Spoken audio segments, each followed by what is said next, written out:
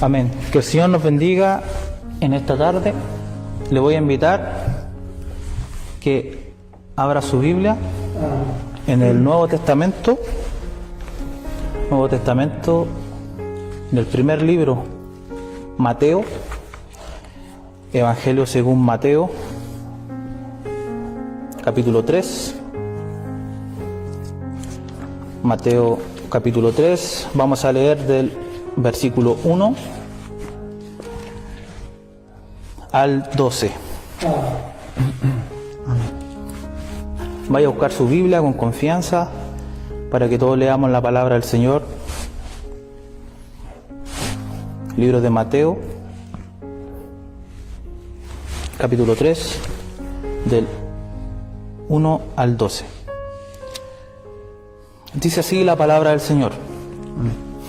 En aquellos días vino Juan el Bautista predicando en el desierto de Judea y diciendo: arrepentíos, porque el reino de los cielos se ha acercado. Pues este es aquel de quien habló el profeta Isaías cuando dijo: voz del que clama en el desierto, preparad el camino del Señor, enderezad sus sendas. Y Juan estaba vestido de pelo de camello y tenía un cinto de cuero alrededor de sus lomos, y su comida era langostas y miel silvestre. Y salía a él Jerusalén y toda Judea y toda la provincia alrededor del Jordán, y eran bautizados por él en el Jordán, confesando sus pecados. Al ver él que muchos de los fariseos y de los saduceos venían a su bautismo, les dijo: generación de víboras, ¿quién os enseñó a huir de la ira venidera? Haced pues frutos dignos de arrepentimiento, y no penséis decir dentro de vosotros mismos: Abraham tenemos como padre, porque yo os digo que Dios puede levantar hijos a Abraham aún de estas piedras. Y ya también el hacha está puesta a la raíz de los árboles, por tanto todo árbol que no da buen fruto es cortado y echado en el fuego. Yo a la verdad os bautizo en agua para arrepentimiento, pero el que viene tras mí, cuyo calzado no soy digno de llevar, es más poderoso que yo. Él os bautizará en Espíritu Santo y fuego. Su aventador está en su mano, y limpiará su era, y recogerá su trigo en el granero, y quemará la paja en el fuego, que nunca se apagará. Padre Santo, hemos leído tu santa palabra, mi Señor, sabiendo, Señor, que delante de tu presencia no somos nada, somos barros en manos del alfarero. Señor, te pido que tú estés en este lugar, Señor, dame la unción del Espíritu Santo, dame ese soplo, Señor, de tu Espíritu para que esta palabra pueda llegar al necesitado, Señor, que esta palabra, Señor, pueda llegar muy lejos, traspasar estas señales, que pueda sanar, Señor, pueda levantar, pueda haber un renuevo, Señor, espiritual dentro de nuestros hermanos y congregación. Te pido, Señor, que no me permitas, Señor, hacer daño a tu palabra, sino que tú puedas hablar a través de mis labios. Te lo pido en el nombre de Jesús. Amén.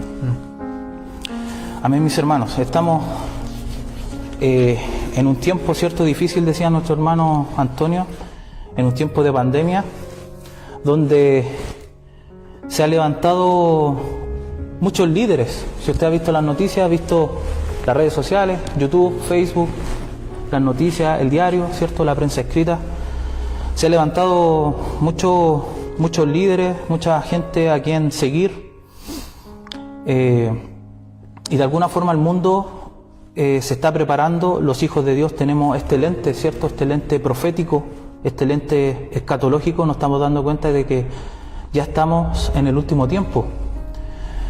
La pregunta es: ¿cuándo empezaron los últimos tiempos? Y la palabra del Señor nos responde en Primera de Juan, que dice: hijitos, ya es el último tiempo y vosotros sabéis que el anticristo viene. Y eso Juan lo escribió aproximadamente el 97 después de Cristo. O sea, ya en el primer siglo Jesucristo y el Espíritu Santo por su palabra nos está diciendo que ya era el último tiempo. Imagínense, pasando ya 2000 años. Estamos en el último tiempo. Estamos en la última barrera, ¿cierto? Donde Dios está a las puertas de arrebatar su iglesia para, de alguna forma, derramar la ira, ¿cierto? La ira del día de Dios, como dicen los profetas del Antiguo Testamento. Hago esta breve introducción, hermanos, porque en el mundo se han levantado muchos líderes. Se levantan líderes políticos. En Israel se escuchaba que se había levantado un judío el cual decían que probablemente era el anticristo. Y salían muchas noticias en estos días, en esta semana, estos meses. Y la gente busca exaltarse a sí mismo, exaltar al hombre. La gente busca seguir a alguien, seguir un patrón, seguir a alguien que tenga una preeminencia. Según la medida humana, las personas son grandes porque tienen dinero. Un ejemplo de eso es las personas ricas, las personas filántropas, las personas que de alguna forma ayudan a los demás, ¿cierto? Nosotros vulgarmente los reconocemos como los ricachones, ¿cierto? La gente que tiene mucho dinero, son muy potentados ellos. Y la gente de alguna forma sigue o reconoce a estas personas que tienen un lugar preeminente solo por su dinero. Hay otros que quizás han llegado a un puesto de poder en algún país, ¿cierto? Quizás en alguna dictadura o como presidente, y a los ojos humanos también pensamos que esas personas son importantes porque han llegado a la presidencia, ¿cierto? Algunos por dinero, otros porque son de familias, ¿cierto? Que vienen quizás de una genealogía real, ¿cierto? Son hijos de reyes, se pueden ver en los países europeos sobre todo. Y la gente busca a quién seguir, la gente busca este patrón de poder acomodarse con algo, hacer como una imagen y seguir, ¿cierto? A un ídolo como dice Romanos 1:18, ¿cierto? Que el hombre se inclina bajo las criaturas que él mismo ha creado con sus manos. ¿Y a qué voy con esto, mis hermanos? Es que aquí Jesús, en lo que hemos leído, principia su ministerio. Y Jesucristo mismo, en la palabra de Dios, dice que no se ha levantado hombre más importante que Juan el Bautista, ¿cierto? Como le decía, en contraparte, el mundo sigue a personas por su dinero, personas por su poder, ¿cierto? Y creemos que de alguna forma son importantes, pero Jesucristo mismo, siendo Dios mismo en la carne, como dice Juan 1:1 y Juan 1:14, ¿cierto? Y aquel verbo se hizo carne y habitó entre nosotros y vimos su gloria, gloria como del unigénito del Padre, lleno de gracia y de verdad. Nuestro Señor Jesucristo es Dios en la carne y Él no es hombre para mentir. Y Él dijo que Juan el Bautista era el hombre más grande nacido de mujer. Y la pregunta es, ¿por qué es el hombre más grande nacido de mujer? Muchos pensarán, quizás Juan el Bautista no hizo ninguna iglesia, no hizo ningún convento, ¿cierto? No ayudó a los necesitados, no hizo obras de caridad, obras sociales. Y la respuesta está en que este heraldo, esta persona que abrió el camino para que viniera el Evangelio, ¿cierto? El Evangelio es Jesucristo, entendámoslo así, fue Juan el Bautista. Y Dios lo determina y es tajante en esto. Dice que es el hombre más importante. Pero en contraparte, la Biblia también en los Evangelios dice de que los que hemos entrado al reino de Dios, al reino de los cielos, el menor del reino de los cielos es mucho mayor que Juan el Bautista. ¿Qué quiere decir esto? Es que los que hemos entrado al cuerpo de Cristo, ¿cierto? Por el sello del Espíritu Santo y pertenecemos a su novia, ¿cierto? A los que componemos la iglesia celestial, a la iglesia, ¿cierto? Al reino de Dios, hemos sido salvados bajo el pacto de gracia. Estamos, por así decirlo, estamos bajo el amparo de la cruz. Y podemos reconocer que los predicadores y los profetas más grandes, todos profetizaron hasta Juan, dice la misma Biblia. Lo cual, eso se define teológicamente como que el último profeta del Antiguo Testamento fue Juan el Bautista. Y como le repito, Juan el Bautista, siendo un hombre tan grande, a la vez tan humilde, ¿cierto? La gente mide a la gente por su dinero, pero Juan el Bautista, como lo hemos leído, él se vestía de pelo de camello, ¿cierto? Un cinto de cuero alrededor de sus lomos y su comida eran langostas y miel silvestre. Ese era el estatus de Juan creciendo en el desierto, preparando el camino al Logos, al Verbo, a la palabra viva que es Jesucristo mismo. Dice el versículo 1, en aquellos días vino Juan el Bautista predicando en el desierto de Judea. Muchos hermanos pensamos, dentro de una cultura cristiana, que Juan el Bautista se destacó por bautizar. Pero la Biblia es enfática y dice que Juan el Bautista se levantó para preparar el camino, ¿cierto?, de nuestro Señor Jesucristo, que traía el Evangelio eterno del cielo, pero se destacó primeramente Juan el Bautista por ser predicador, no bautizador, aunque uno de los oficios que él hacía dentro del ministerio profético predicando, era el bautismo por inmersión en agua. En aquellos días, dice el versículo 1, vemos un contraste en el capítulo 2, pasando del capítulo 2 al capítulo 3, porque el capítulo 2 menciona a Jesucristo niño, menciona las profecías de que él iba a escapar, ¿cierto?, de la mano de Herodes, que lo quería matar, ¿cierto?, porque Satanás se opuso a que naciera el Mesías, porque sabía de alguna forma que este plan redentivo se iba a llevar a cabo, y él quería a toda costa que no naciera el Mesías. Y no solamente en este tiempo, sino que Satanás desde Génesis 3:15 empieza a atacar la línea genealógica del Mesías. Mis hermanos, es muy importante entender esto, que en aquellos días vino Juan el Bautista predicando en el desierto de Judea. Y lo otro importante del versículo 1 es que cuando Dios llama a alguien, no lo llama en el palacio, no lo llama en un lugar acomodado, no lo llama en un lugar privilegiado, donde hay comodidades. Dios llama a las personas, a sus hijos, muchas veces a pasar un proceso muy duro. Muchas veces estamos pasando por un proceso que nos duele, que tenemos enfermedades, tenemos angustias, ¿cierto? Estamos atribulados, tenemos pérdidas, ¿cierto? Que a los ojos humanos son pérdidas, pero a los ojos cristianos, a los ojos espirituales de la Biblia, nos enseña que esas pérdidas humanas de los hermanos que se nos han adelantado, ellos están ya en la presencia del Señor, como dice Apocalipsis 9. Pero de alguna forma el Evangelio es contrario al pensamiento del mundo.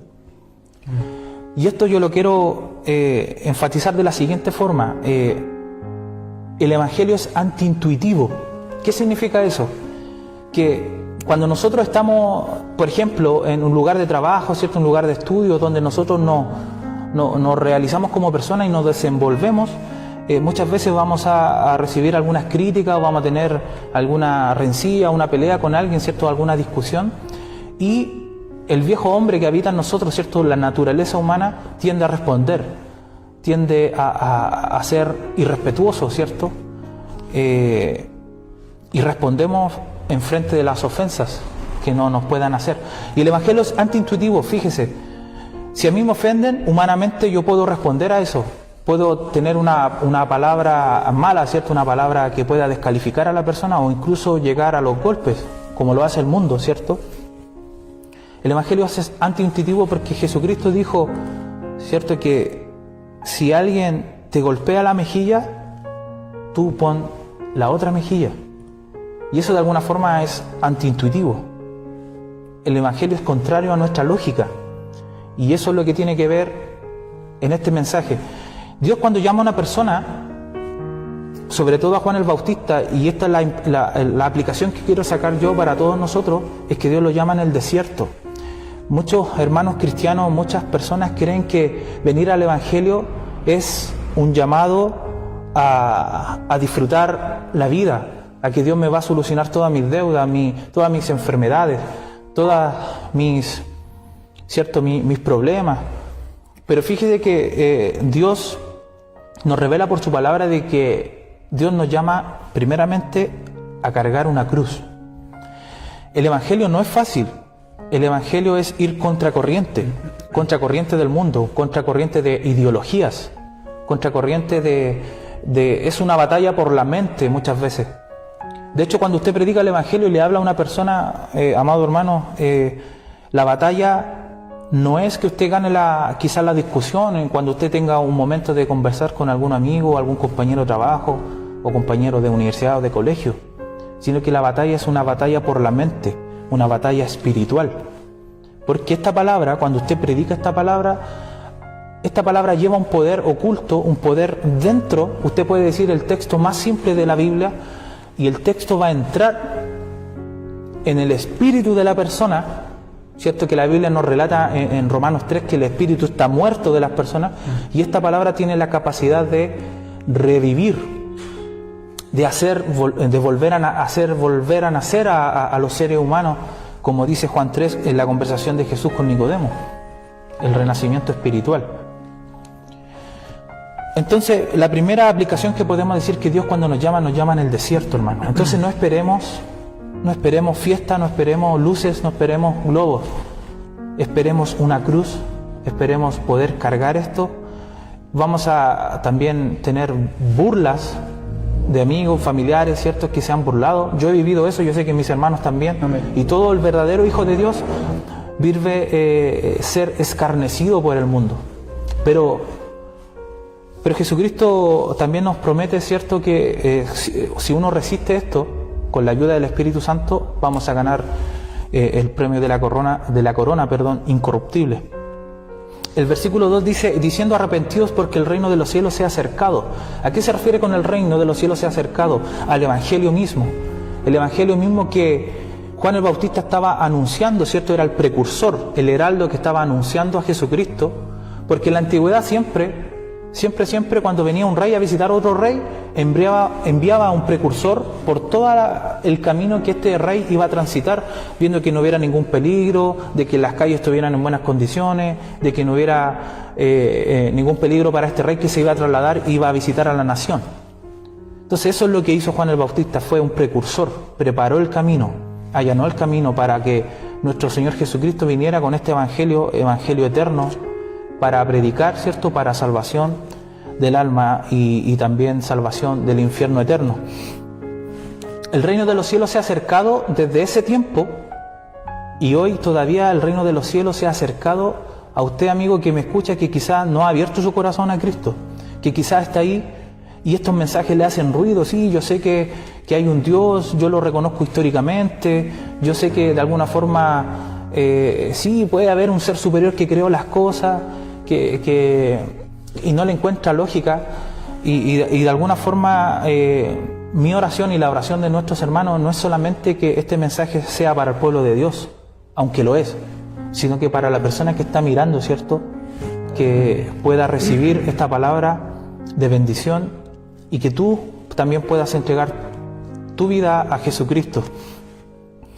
El versículo 3 dice, pues este es aquel quien habló el profeta Isaías cuando dijo, voz que clama en el desierto, preparad el camino del Señor, enderezad sus sendas. Esto está en Isaías 40, tomado de Isaías 40, es una profecía que escribió Isaías en el Antiguo Testamento, y obviamente la voz de Juan el Bautista, la voz hablada en el desierto, es citada en este contexto, en este libro. Y Juan estaba vestido de pelo de camello y tenía un cinto de cuero alrededor de sus lomos, y su comida era de langostas y miel silvestre. Repito, lo que vemos en el versículo 4 es una detallada forma de vivir y también refleja la vestimenta espiritual que nosotros tenemos que tener. Yo sé que la Biblia dice que el que tenga oídos, oiga lo que el Espíritu habla a la iglesia, y Dios nos habla por su palabra. Yo sé que usted me entiende, yo sé que espiritualmente me entiende, que de alguna forma tenemos que tener esa humildad, ¿cierto?, que tenía el profeta, que Dios nos da por su espíritu. Nosotros no podemos ser humildes por un fruto carnal, porque el ser humano no produce estos frutos del espíritu, sino que producimos, como dice Isaías, que nuestras obras, nuestros pensamientos, nuestras emociones son como trapos de inmundicia delante de la presencia del Señor. No podemos traer nada a la presencia del Señor que sea digno, solamente vestidos de Cristo. Así podemos agradar a Dios y tener la justicia de Cristo imputada a nuestra justificación. Lo importante, hermano, de esto es que el 5 dice, y salía a él Jerusalén y toda Judea y toda provincia alrededor del Jordán, y eran bautizados por él en el Jordán, confesando sus pecados. ¿Cierto? Juan el Bautista hacía obviamente un bautismo por inmersión en el río Jordán, y por eso fue conocido como Juan el Bautizador, Juan el Bautista, confesando sus pecados. Eso es muy importante. Nadie puede venir a Cristo si no confiesa sus pecados, si no se arrepiente de todo lo que ha hecho, ¿cierto?, de todo lo que está haciendo y de todo lo que hará. ¿Por qué? Porque la santificación en nuestra vida actúa en los 3 tiempos, pasado, presente y futuro, ¿cierto? Una forma muy práctica de ver a una persona cuando usted mira, ¿cierto?, afuera y usted dice, uy, hace 10 años esa persona venía a la iglesia y ahora no viene. una de las señales muy importantes de que somos cristianos, ¿cierto? Como dice Primera de Juan, es que vamos a continuar en esta fe, perseverando, porque nosotros perseveramos porque Dios nos preserva por el poder de la fe, como dice el libro de Primera de Juan. Al ver que muchos de los fariseos y saduceos venían a su bautismo, les decía: generación de víboras, ¿quién os enseñó a huir de la ira venidera? Sabemos este contexto, usted lo sabe, porque somos todos acá estudiosos de la Biblia. Los saduceos y los fariseos representan la religión pagana, la religión falsa en ese momento, cuando Cristo se revela, ¿cierto? Cuando nuestro Dios se revela en la segunda persona de la deidad, se revela y trae el Evangelio. En ese tiempo cronológico existían los fariseos y los saduceos, los esenios y muchos otros, que eran sectas judaicas, que de alguna forma habían tomado la Torá. La Torá es el Antiguo Testamento, y lo abrieron, lo leyeron y lo interpretaban, y ellos añadieron 613 preceptos más de los que tenía la palabra de Dios. Y estos preceptos estaban basados en leyes humanas. Y usted sabe lo que dice Éxodo, Isaías y también Apocalipsis 22, cuando dice: si alguno añade o quita de las palabras que están escritas en este libro, Dios traerá las plagas. ¿Has leído ese texto? Entonces, es complicado esto. El contexto de Juan el Bautista es predicando el evangelio verdadero, ¿cierto? Versus un evangelio falso que había en ese tiempo. La pregunta es: ¿quién les enseñó a ustedes que van a huir de la ira de Dios, de la ira que viene?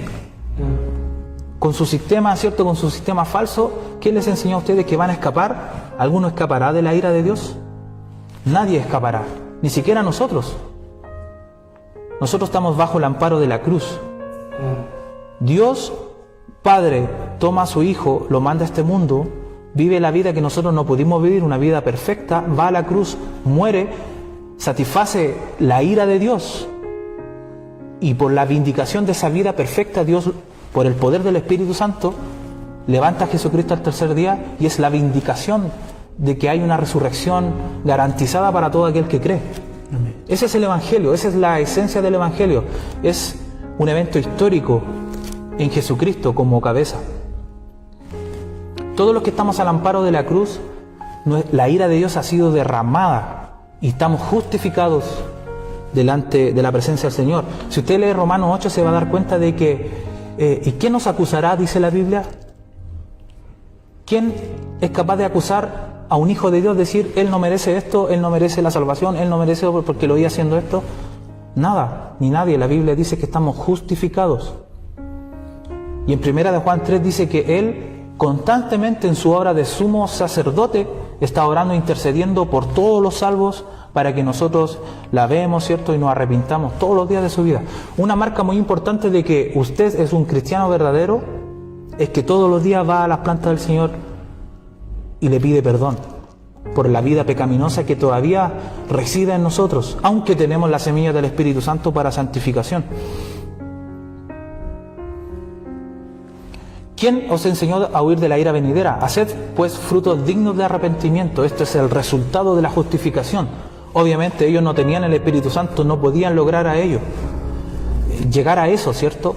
La Biblia dice de que nadie puede venir al Padre y nadie puede venir a Jesucristo si el Padre no la trajese primero. Es una obra de Dios la salvación. Y no penséis decir vosotros mismos, dentro de ellos cavilaban en sus mentes: a Abraham tenemos como padre. Porque yo os digo que Dios puede levantar hijos de Abraham aún de estas piedras. Y esto es maravilloso, hermano. Aquí está escondida la iglesia. Aquí está escondido la simiente, la novia de Jesucristo. Porque los pactos, porque la salvación, usted sabe, históricamente había sido dada a un pueblo que era el pueblo de Israel. Los judíos, los hebreos. Y de alguna forma todos los gentiles estaban fuera del pacto. Pero mire lo que dice acá Juan el Bautista en su predicación: y no penséis decir vosotros mismos a los judíos, ¿cierto? A Abraham tenemos como padre. Ellos se identificaban con Abraham, el padre de la fe, ¿cierto? Porque yo digo que Dios puede levantar hijos de Abraham. Acuérdense, Gálatas 3, que todos los que son hijos de Abraham son hijos de la fe y son hijos de Jesucristo, ¿cierto? Aún de estas piedras. ¿Las piedras quiénes son? Todos nosotros. O sea, aún ustedes que teniendo los pactos, siendo judíos de sangre, Dios puede levantar hijos de Abraham, verdaderos hijos de la fe, de estas piedras que están aquí. Se refería a todas esas personas que quizás eran judíos prosélitos, ¿cierto? Que personas de fuera del pacto que venían a bautizarse con Juan para poder pertenecer al pueblo de Dios. Y también, mire lo que dice, y aquí viene juicio. Siempre el Evangelio es buena nueva, pero también hay una mala nueva. Eso no se predica hoy en día. No se predica. El teólogo Juan Wesley decía, primero tenemos que predicar la ley y después la gracia. Y claro que sí. Nosotros tenemos que decirle al mundo que Dios está irado contra el impío todos los días, como dice Salmo. Dios no se complace en la maldad de las personas. Dios se complace en la obra de Jesucristo. Y como le digo, Jesucristo, si estamos en Jesucristo, Dios se complace en nuestra vida espiritual, me refiero. Y aquí viene el juicio. Como le digo, no hay evangelio sin juicio. Y ya también el hacha está puesta en la raíz de los árboles. Por tanto, todo árbol que no da buen fruto es cortado y echado al fuego. Esto es muy simple. El hacha está puesta en la raíz de todos los árboles. O sea, vino el juicio. Jesucristo de alguna forma trajo la buena nueva, el evangelio eterno, ¿cierto? Pero también Él es espada, dice en otra parte. Yo no he venido a traer paz, yo he venido a traer espada. Y la espada es un símbolo de juicio. El hacha está puesta en la raíz de los árboles. Por tanto, todo árbol que no da buen fruto, impíos, es cortado y echado al fuego. Condenación. Versículo 11. Yo a la verdad os bautizo en agua, dice Juan el Bautista. Yo a la verdad a todos le estoy diciendo de que yo bautizo en agua para arrepentimiento. Que era una señal. El bautismo, mis hermanos, entendámoslo así. El bautismo es una señal exterior que hacemos nosotros en obediencia a la palabra, que refleja una obra interior que ha hecho el Espíritu Santo. Nadie puede bautizarse, ya sea por inmersión o aspersión, da lo mismo la señal, sino que lo que está reflejando es una actitud interior. Si yo soy salvado, ¿cierto? Si yo soy salvado en la sangre de Cristo y creo en Jesucristo, y nuestra iglesia tiene el método de bautizarnos o presentarnos, yo hago esa confirmación sabiendo de que soy salvo. ¿Me entiende? La señal no puede preceder o ser más importante de la obra interior, que es la obra de regeneración. Juan dice, yo a la verdad os bautizo en agua para arrepentimiento, pero el que viene tras mí, usted sabe, Jesucristo, Dios eterno en la carne, cuyo calzado no soy digno de llevar. En esos tiempos, el esclavo más indigno lo que hacía a su amo era lavarle los pies, porque en la Palestina todos los caminos eran polvorientos. Entonces los esclavos tenían distintas tareas, y una de las tareas más indignas era lavarle los pies a su amo. Y esto tiene referencias cruzadas obviamente con Marcos y con Lucas, ¿cierto? El tema de yo no soy digno de llevar el calzado, ¿cierto? De quitar el calzado, dice algunas versiones. Pero lo que está diciendo Juan el bautizador en este caso es: el que viene tras mí, cuyo calzado no soy digno de llevar. Él no se siente capaz de llevar este calzado a Jesucristo. Es más poderoso que yo. Él os bautizará en Espíritu Santo y fuego. Sabemos que la señal del arrepentimiento es una señal del bautismo y viceversa. La señal del bautismo es una señal del arrepentimiento interiormente. Lo importante de esto, hermanos, es que el Espíritu Santo bautizará. Aquí se habla en futuro, ¿cierto? Porque la iglesia todavía no ha llegado, según Hechos 2, cuando es derramado el Espíritu Santo en Pentecostés. Él os bautizará en Espíritu Santo y fuego. Y aquí yo quiero hacer una aclaración. Y me tomo un par de minutos. En el griego, Él os bautizará en Espíritu Santo y fuego, dice, Él os bautizará en Espíritu Santo o bautizará con fuego en el infierno. Nuestra versión traduce de esta forma. Pero lo que está diciendo el griego es, o si eres salvo, vas a ser bautizado por el Espíritu Santo. Si eres no salvo, si eres un mundano, ¿cierto? Una persona que ha rechazado el Evangelio, que pisa la sangre de Jesucristo, ¿cierto? Como dice el mensaje a los Corintios, eres bautizado en fuego en el infierno eterno. Eso es lo que quiere decir. Y muchas veces se toma esta frase como que Dios nos sella con fuego refiriéndose al Espíritu Santo. No es correcto. La Biblia dice, Él los bautizará con el Espíritu Santo, o eres bautizado con fuego en la condenación eterna. Y usted me dice, pero ¿por qué, hermano, está hablando de esto? Porque el versículo anterior y el versículo que sigue, que es el 10 y el 12, definen el fuego. Mire el 12, su aventador está en su mano y limpiará su era y recogerá el trigo en el granero y quemará la paja de fuego que nunca se apagará. Y el 10 dice, y también el hacha está puesta en la raíz de los árboles, por tanto todo árbol que no da buen fruto es cortado y echado al fuego. Ahí está definido el fuego 2 veces en contexto. El fuego eterno es la condenación, demostrado con la Biblia, hermanos. Aquí quiero llegar con esto y podemos sacar alguna implicación práctica para nosotros hoy en día. Primero, hermanos, no hay nadie fuera, o mejor dicho, dentro del cuerpo de Cristo si no es bautizado por el Espíritu Santo. ¿Cierto? Y esto está en Efesios 1.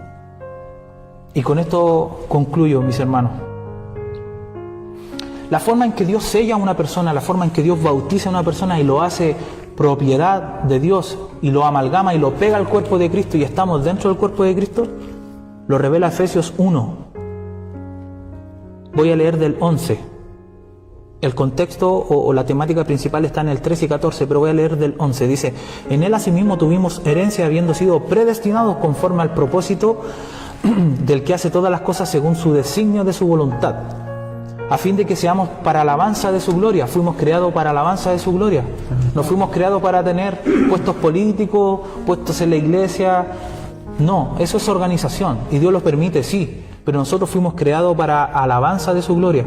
Dice, nosotros que los que primeramente esperábamos en Cristo, y aquí está lo que quiero concluir, en Él también vosotros, habiendo oído la palabra de verdad, el evangelio de vuestra salvación, y habiendo creído en Él, fuiste sellados con el Espíritu Santo de la promesa, que es las arras de nuestra herencia hasta la redención de la posesión adquirida para alabanza de su gloria. La forma de ser sellado, mire, hermano, en Él también vosotros, habiendo oído la palabra de verdad. Romanos 10:17, ¿se acuerdan? La fe viene por el oír y el oír por la palabra de Dios. El evangelio de vuestra salvación, eso es el evangelio, es salvación, como dice nuestro pastor. Y habiendo creído en Él, nadie se salva sin creer en Jesucristo, fuiste sellado con el Espíritu Santo de la promesa. Así somos sellados. Y este creer, aunque el hombre tiene que ejercer creer, es una obra sobrenatural del Espíritu Santo en nuestros corazones, en nuestras personas, que es las arras de nuestra herencia hasta la redención de la posesión adquirida. Arras en el griego es arrabón, anillo de compromiso. Dios te pone un anillo de compromiso y dice, este es de mi propiedad. Un sello espiritual, como sale en Apocalipsis, que muchos lo tienen en la frente, dicen los hermanos que tienen dones espirituales. Y eso es verdad, la Biblia lo habla de que todo cristiano tiene un sello. Y Dios pone un sello para que las huestes angelicales y las huestes de maldad, ¿cierto? Todo el dominio y toda la dimensión satánica sepan que tú eres hijo de Dios. Primera de Juan 5 dice, y el maligno no nos puede tocar. Imagínense, así de sellados estamos. Hermano, esta palabra Dios me la ha dado para todos nosotros. No tengamos miedo en estos tiempos, no tengamos miedo de predicar el Evangelio, no tengamos miedo de cuando Dios nos llame y nos llame al desierto a pasar la prueba. No tengamos miedo, Dios estará con nosotros, tomados de la mano del Señor. Y algo muy importante, la gente de afuera pasa muchas pruebas y yo siempre pienso en eso, en lo crudo que ellos deben pasar, muertes, aflicciones, necesidades, sin tener a Cristo. Nosotros tenemos a Cristo. La diferencia es abismal. Nosotros pasamos la prueba con la mano del Padre, por un lado, y con la mano del Hijo. No tenemos dónde dudar, no tenemos dónde sentirnos mal. Si pasamos la prueba y Dios permite eso, es por algo, es para que tú puedas ser purificado, para que tú puedas ser probado. Ningún cristiano es llamado a un palacio, sino llamado al desierto. Espero de todo corazón que esta palabra haya sido de bendición y también de meditación para nuestras vidas. Así que para el Señor siempre solamente para Él la honra y la gloria.